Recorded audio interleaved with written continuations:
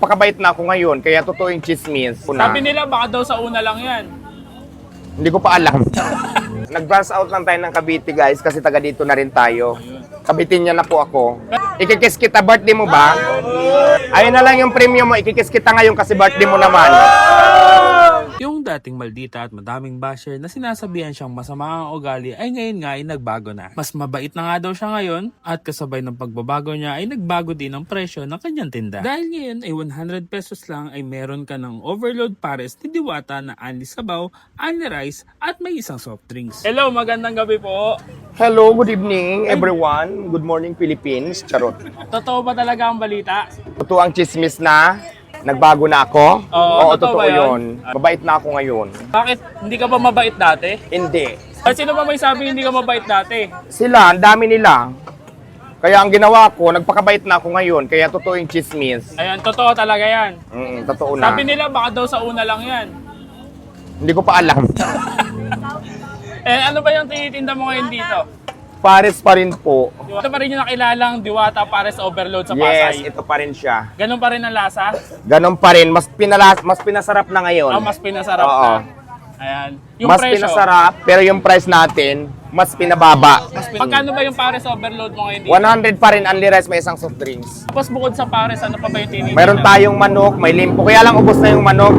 Ito po yung 6 na order nyo mga idol. Ayan. Mga pala matatagpuan ngayon, ano, Diwata? Nandito tayo ngayon sa General Trias, Cavite, sa may Manggahan, sa may kanto lang ng Tira Grande, sa may gilid ng 7-Eleven. So yun po yung landmark natin.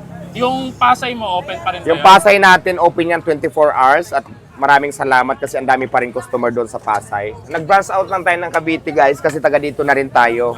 Kabitin niya na po ako. Pero makikita ka pa rin ba sa Pasay? Yes, baka bukas nandun ako. Ganong-ganon na lang ako. Masyadong marami ng tao eh. Oo, Pa-order na. sobrang busy ko araw-araw. Kaya nga. Pero totoo na talaga yung balita. Totoo na, oo. Ayan. Sige, pa-order na lang ako ng isang Pares Overload So mga box, ito titikman na nga natin itong Pares Overload ni Diwata. So ito pa rin yung katulad ng Pares Overload na tinitinda niya sa Pasay. Pero nga, ang bago nga daw, nagbago na daw talaga siya. At mabait na daw. Ayan, yung order nito is 100 pesos lang. Yung gantong serving, only rice, at may isang soft drinks na kasama. Okay. Malasa na yung sabaw. Hindi ko na nilagyan ng ibang timpla to kasi ang daming tao, ang hirap sumingit. Tapos open nga si Diwata dito ng alas 6 ng gabi hanggang maubos yung pares niya. Tapos doon sa Pasay, open na open pa rin daw yun. 24 hours. Kain tayo. Mas okay yung lasa ngayon ng pares niya. Ito yung Kanto style pares. Yung timpla, ganun-ganun yung lasa. Parang ito yung mga nakakain ko, yung mga sa gilid-gilid ng kalsada.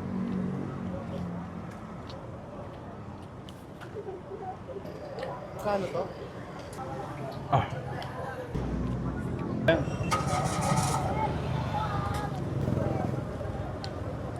Ang ibahan lang dito, siguro dun sa mga pares na madalas nakikita natin sa mga kanto-kanto, siyempre, yung nagtitinda. Kasi nga daw, mabait na daw yung nagtitinda ngayon.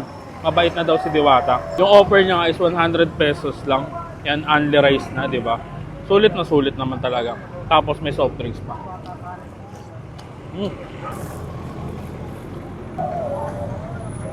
Available din pala sa kanya dito yung fried chicken niya at saka yung liempo. Ayan, kung gusto nyo dayuhin itong Pares Overload ni Diwata o yung Diwata Pares Overload. Ayan, meron pa rin sila sa Pasay at nandito nga sila ngayon sa Manggahan sa General Trias, Cavite.